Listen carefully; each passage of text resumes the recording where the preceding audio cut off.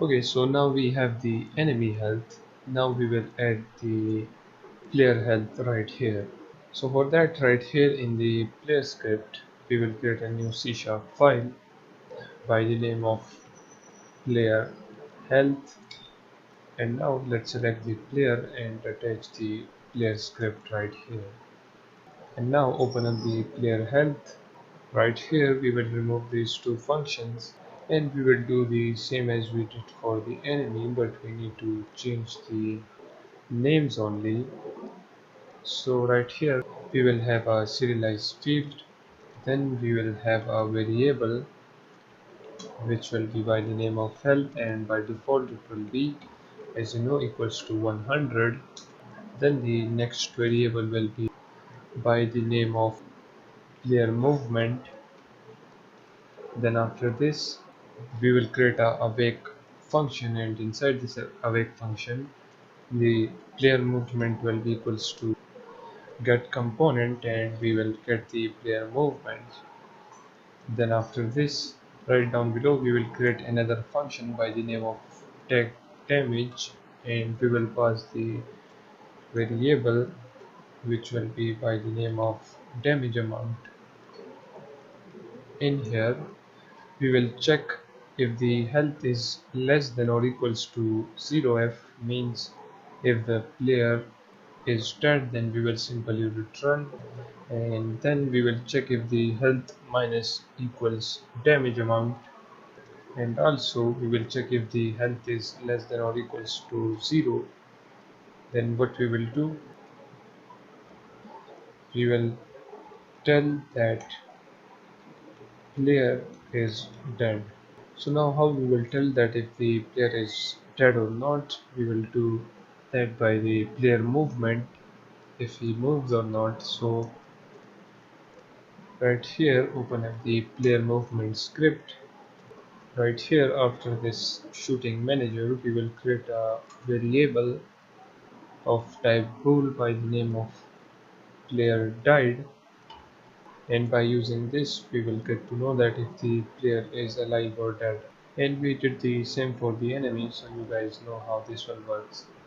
Then right here in the update we will check if the player is dead, then we will simply return, and we will not run these functions. Then after this all of the things will be same for the player death as well. Right here we will create a function by the name of player died, and inside this function we will set the player died to true. Then we will simply run the death animation of the player. So for that we will type this. Then right down below we will create another function in which we will destroy the game object, the player game object. So the function name will be destroy player after delay, and in here we will simply type destroy game object, and right here we will simply type invoke destroy player after delay, and we will destroy the player after 2 seconds.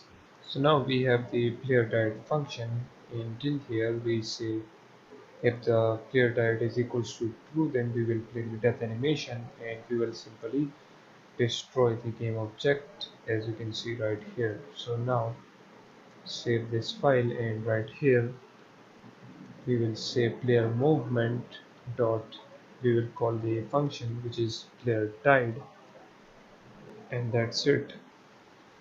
Now let's just open up the enemy scripts, and in here we will open up this enemy damage area, and after this damage amount we will create a variable which will be private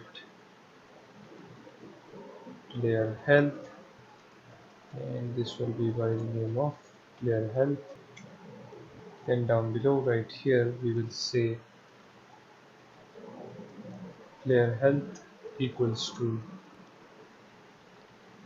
game object dot find with tag. In here we will say tag manager dot player underscore tag dot get component, in here we will say player health round brackets and a semicolon. That's it. Now instead of printing out this message, we will give damage to the player and also we will print that out as well. So right here we will type player health dot take damage, and in here we will pass the damage amount. And as you can see right here, the damage amount is already set to 4F.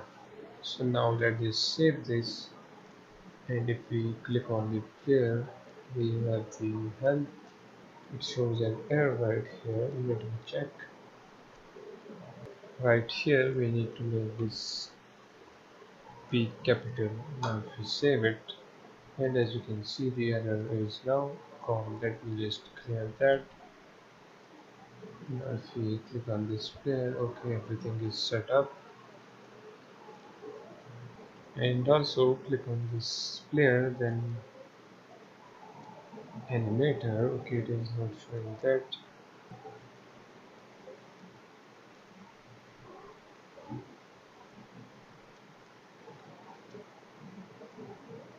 Okay, so now if we click on animator, then double click on death, and we need to remove the loop time because we don't want the player animation, the death animation to be repeated. And right here for testing purposes, let's change the damage amount to 50 because we want to quickly test that how the player dies. So that's why we change the damage amount to 50. So now if we play the game,